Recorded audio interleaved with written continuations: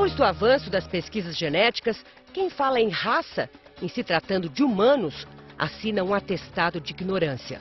Já se sabe que somos uma única espécie, diferente de todos os outros animais, porque fazemos duas coisas que eles não podem fazer: pensar e falar. O que não significa que saibamos fazer isso direito. Veja o episódio envolvendo o deputado fluminense Jair Bolsonaro. Perguntado pela cantora Preta Gil se aceitaria o casamento de um filho com uma mulher negra, o deputado disse que se recusava a discutir promiscuidade. Chamar uma pessoa de negra denuncia a crença na existência de raças que ainda resiste diante das evidências da ciência. Mas vá lá, vamos admitir que alguém como Bolsonaro ainda nem tenha chegado perto das discussões que envolvem pensadores pretos e brancos preocupados com a acentuação na tônica racial das palavras. Ainda assim, nada explicará que 60 anos depois da Lei Afonso Arinos e 22 anos de vigência da lei que pune os crimes de racismo, alguém possa pensar e falar como Bolsonaro. Racismo é crime inafiançável e imprescritível no Brasil. Porém, quantas pessoas foram condenadas e cumpriram pena por seus atos e palavras racistas? Quantos promotores denunciaram esses casos? Quantos juízes condenaram os acusados? A internet, as associações e a Câmara dos Deputados foram inundadas de protestos para que Bolsonaro seja investigado e processado por suas declarações. O colega dele, deputado Cândido Vacarezza, disse que elas demonstram a estupidez de um pensamento político e ideológico. Pode ser. Mas de onde vem isso e por que não acaba? Nelson Mandela dizia sempre que ninguém nasce odiando outra pessoa pela cor da pele, origem ou religião. Abre aspas. Para odiar, as pessoas precisam aprender. Fecha aspas. Para falar sobre racismo no Brasil e sobre as dificuldades em se combater esse tipo de crime no país, recebemos a juíza de direito Carla Patrícia Lopes, de Brasília, a defensora pública Maíra Coraci Diniz, do Núcleo de Combate e Discriminação e Racismo e Preconceito, daqui de São Paulo, e o advogado e militante contra o racismo, José Roberto Militão. Sejam todos muito bem-vindos. Eu quero começar com esse caso do deputado Bolsonaro, porque ele de fato galvanizou as opiniões ao longo da semana. Já são 3 dias de intenso debate no país sobre as declarações dele. Ao fazer essa associação entre a possibilidade de um casamento entre um homem branco, uma mulher preta, ele menciona claramente: isso é promiscuidade e eu não quero nem discutir. Ele comete um crime de racismo aqui, na opinião de vocês? Entendo que sim. Por quê? Porque ele generalizou de que seria uma promiscuidade a relação de pessoas de cores diferentes. E promiscuidade é um conceito negativo. Degradante. É um conceito degradante. E quando ele se referiu especificamente à mulher negra, ele se referiu à população de afro-brasileiros em geral. Portanto, ele se referiu de um tratamento degradante, humilhante a toda uma coletividade. E pior, ao se referir também ao ambiente de promiscuidade em que ele apontou a Preta Gil, ele também afetou toda uma família, toda uma comunidade. Por acaso, a família de Gilberto Gil, ex-ministro da Cultura. E nesse sentido é que eu entendo que realmente tipificou um comportamento de intenção racista, de divulgar uma ideia de superioridade, de inferioridade de pessoas, entre aspas, mais nobres ou menos nobres, no conceito de discriminação, no conceito que a ONU dá para racismo. Ele se socorre da questão de que é uma opinião, né? Portanto, como é que ele, como parlamentar, tem direito a ter a sua opinião? Sim, como é que caracteriza crime aqui? É muito sutil isso, né? Muitas pessoas dizem que tem que respeitar a liberdade de expressão, mas a liberdade de expressão também tem um limite. Se a liberdade de expressão fosse absoluta, a gente não teria, por exemplo, crime de injúria, de calúnia no nosso Código Penal. A liberdade, e qual é o limite dessa liberdade de expressão? O limite é a dignidade do outro. A partir do momento que você ofende a honra do outro, você acaba se comprometendo, se responsabilizando por aquela sua atitude. E mais ainda no caso do deputado, ele socorre também na questão da imunidade parlamentar, que a Constituição fala que os parlamentares eles não podem ser penalizados pelas suas opiniões, nem civilmente, nem penalmente, nem administrativamente. Porém, essa imunidade ela também não é absoluta, né, como ele coloca.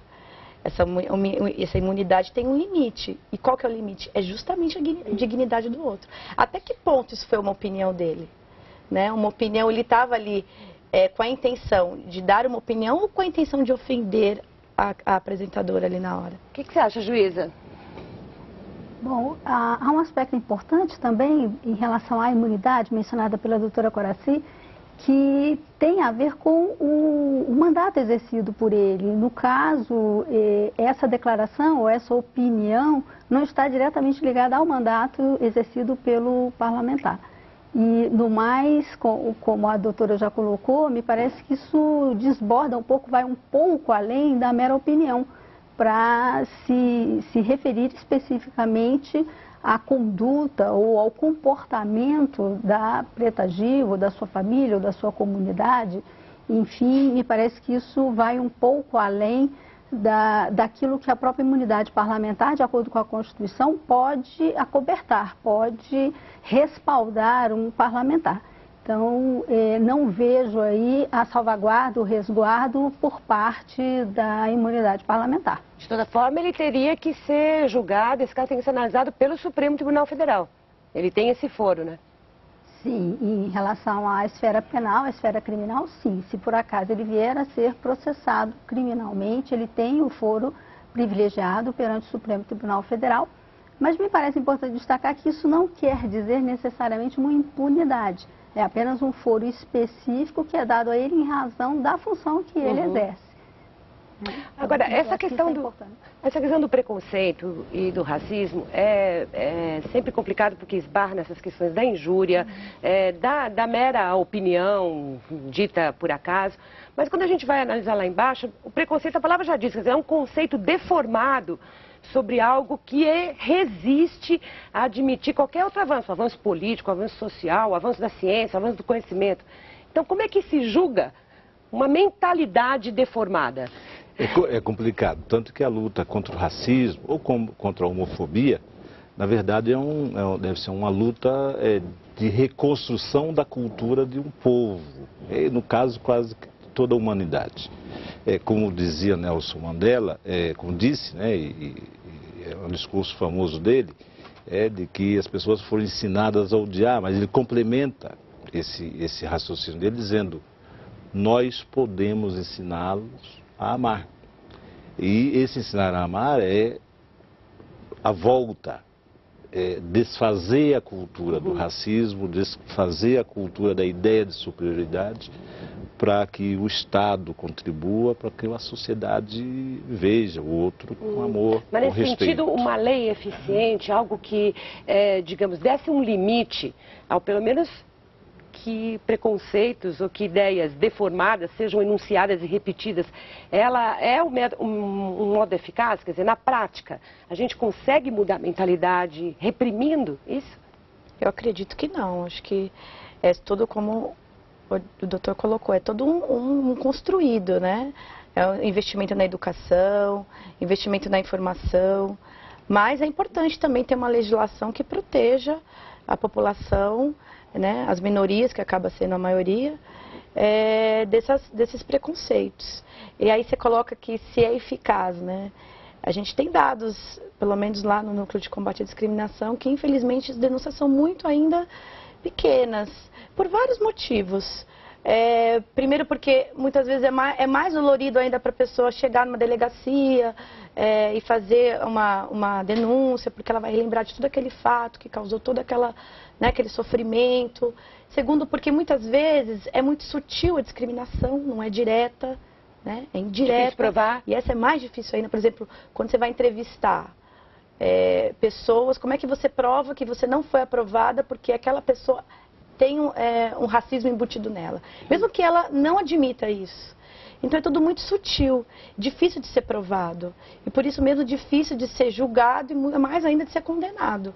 A juíza Carla tem uma frase que eu li num artigo dela, diz que praticar a discriminação, preconceito de cor é uma norma penal em branco no Brasil. Ou seja, a gente não conseguiu avançar muito com isso. Tem lá na letra da lei, porém não tem nem jurisprudência, né? Como é que isso funciona na prática, juíza? Quer dizer, no dia a dia, o que a senhora vê nos tribunais, no inquérito do Ministério Público, no inquérito policial? Bom, na verdade, Mônica, quando eu menciono uma lei penal em branco, eu estou me referindo à lei do racismo, a um artigo específico dessa lei, que é o artigo 20, porque, veja bem, a lei do racismo, ela leva à conclusão ou às interpretações no sentido sempre de que é preciso haver uma conduta de segregação. É preciso ficar provado que alguém foi impedido de entrar num restaurante, de entrar num hotel, foi impedido de acessar um cargo público. E é claro que isso é muito difícil de se provar que isso ocorreu por conta da cor da pessoa, embora a gente saiba que isso ocorre. Quando eu me refiro à lei penal em branco, eu estou me referindo ao artigo 20, que esse sim, a meu ver, dá a possibilidade de se fazer uma interpretação mais construtiva e aí sim, a partir da ideia de se ver que incitar ou induzir ou praticar o preconceito ou a discriminação... Que é o caso do Bolsonaro, não é? Que é esse caso.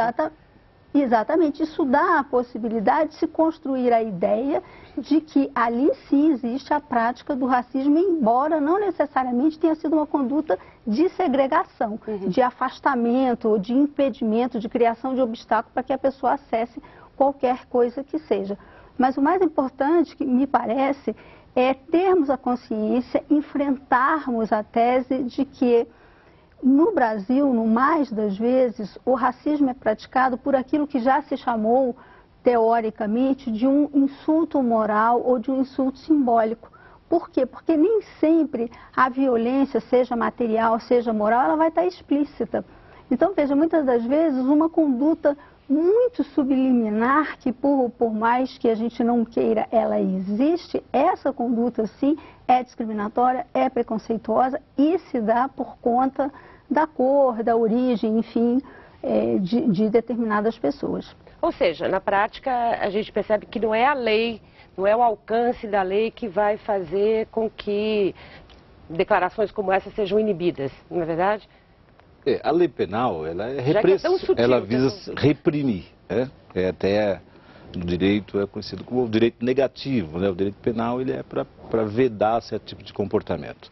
E no caso do racismo, no Brasil, se desenvolveu uma tecnologia, que isso vem da época da escravidão, em que se pratica o racismo sem ser racista, né? É uma coisa quase que uma construção bem brasileira, em que as pesquisas revelam... As pessoas dizem, eu tenho tantos amigos negros, minha tia é negra, não sei o que. No entanto, na hora H, ele tem ele pratica atos racistas. E isso vem de séculos e séculos que isso foi construído. Racismo cordial brasileiro. O racismo cordial.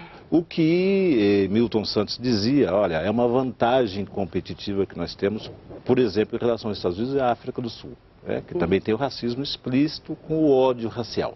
Nós temos o racismo que acontece sem a manifestação do ódio racial, E essa cordialidade relativa, ou tolerância relativa, que Milton Santos dizia, é uma nossa vantagem competitiva para destruir o racismo. Nós não devemos abandonar isso, que é uma questão que hoje em dia tem, de certa forma, aflorado na sociedade brasileira um debate. Devemos ter o racismo mais ostensivo, e aí tem medidas do Estado... Mais duras? E tem medidas do Estado de proteção e até de segregação de direitos raciais ou não? Eu prefiro a ideia de Milton Santos que nós temos uma vantagem competitiva, uma tolerância relativa, que a partir daí o Estado criar mecanismos de inclusão, mecanismos de políticas públicas que gerem oportunidades de ascensão social, através disso... Menos por essa repressão. Através disso, a diversidade cultural, a diversidade educacional, a diversidade social que as pessoas convivendo em espaços. Nesse grupo, por exemplo, da Defensoria, que combate a discriminação, imagino que vocês devam ter casos concretos em que não pode esperar todo esse processo ser completado. Você tem que atuar agora. Uma procura, e são diversos casos. Eu tenho, por exemplo, vou citar aqui um caso de uma discriminação bem sutil.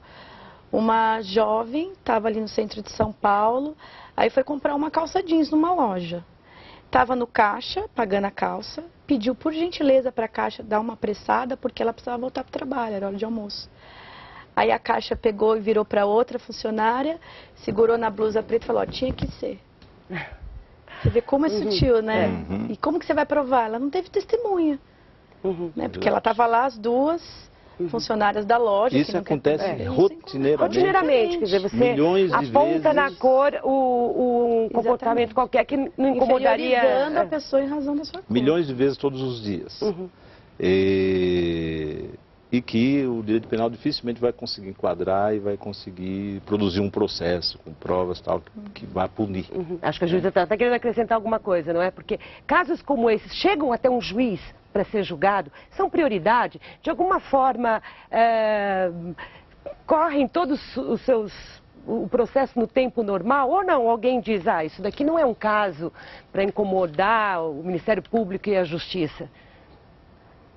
Na verdade, dificilmente um caso como esse citado pela doutora, por exemplo, chegaria ao judiciário e, se chegasse, dificilmente poderia ser considerado racismo nos termos da lei. E é mais ou menos aquilo que eu mencionava. A princípio, parece que a gente não vê aí a presença de uma violência, seja moral, seja uma violência física, uma violência real, o que está muito ligado à ideia de crime.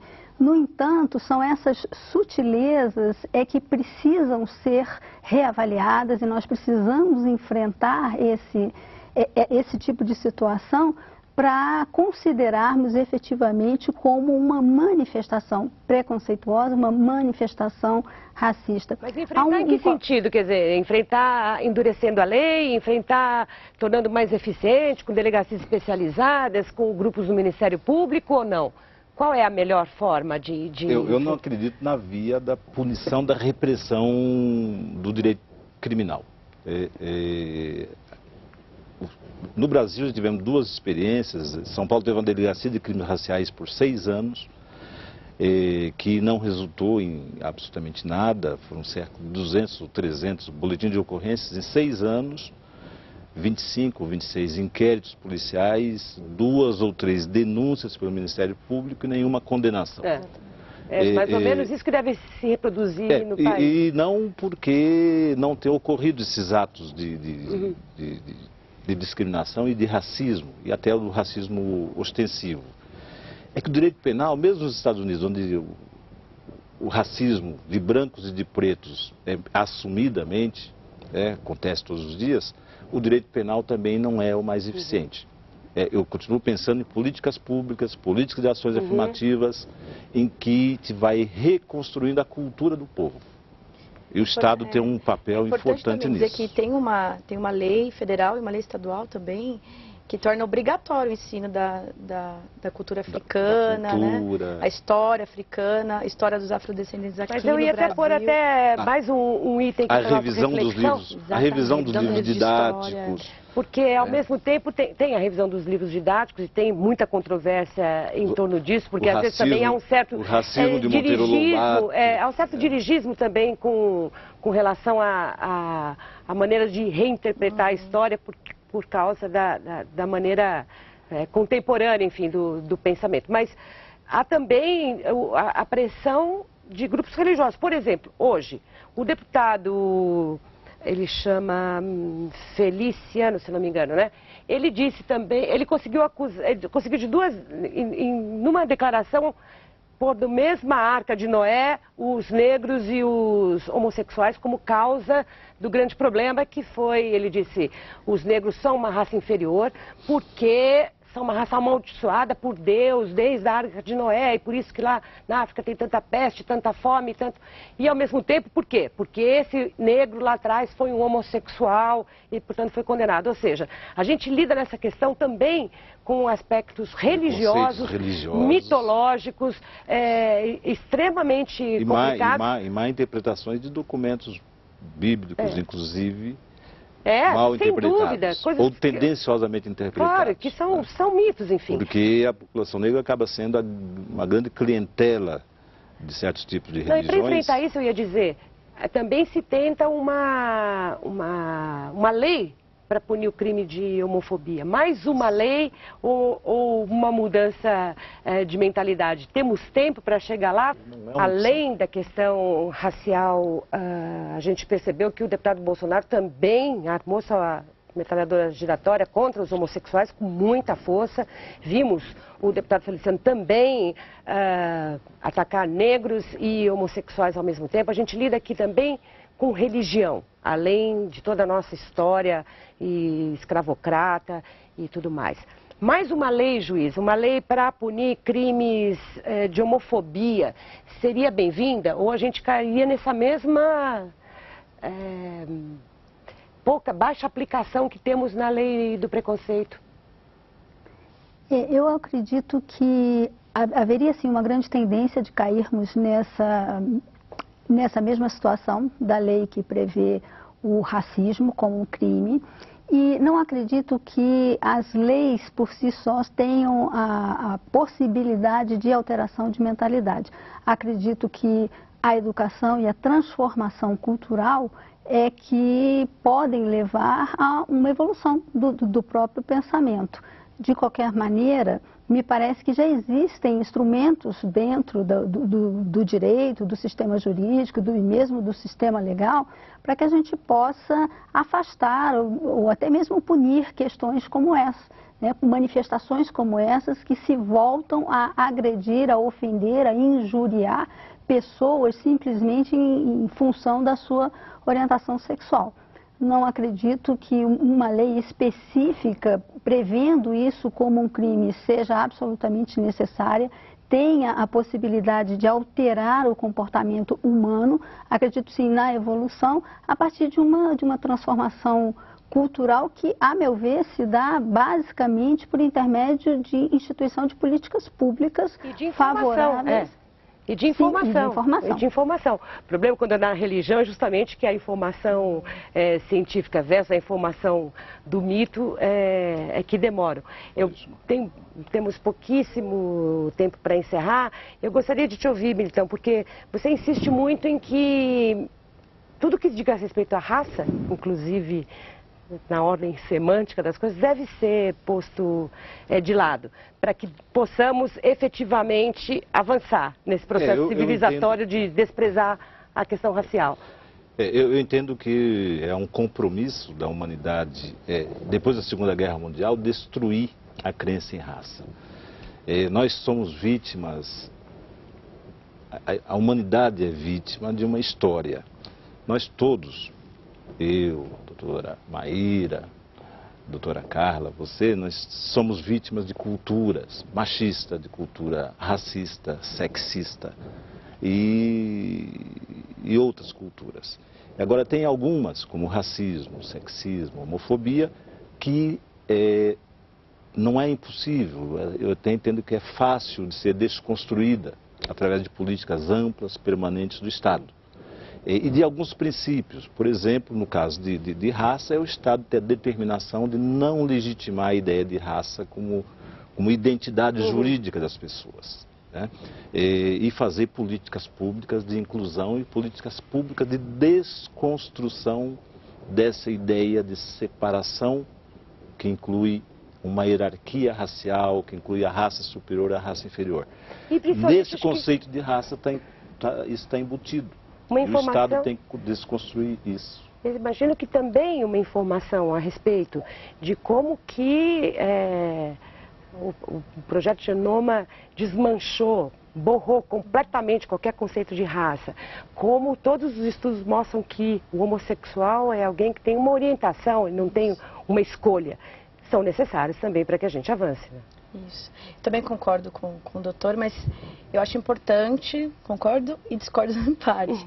Eu acho importante ter, sim, uma legislação protetiva, e principalmente como a racial para os casos de discriminação por orientação sexual, porque a questão da política pública, da transformação, ela é uma questão a longo prazo.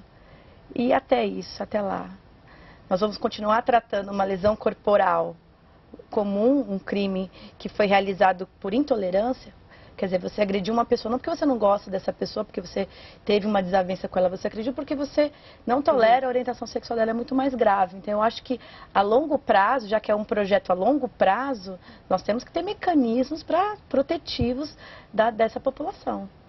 Mayra, muito obrigada pela sua participação aqui no Entre Aspas. Obrigada também, Militão. Muito obrigada, juíza Carla. Gostaria de ter mais meia hora para continuar essa discussão. Tantos são os aspectos que a gente vai ter esse ano, o julgamento no STF da lei de cotas, toda essa questão da raça, se devemos ou não fazer esse marco no Brasil, vai ser muito importante. Espero contar com a presença de vocês aqui mais uma vez e de você também, que acompanha o Entre Aspas, de você que participa do blog. O Entre Aspas volta terça-feira. Até lá!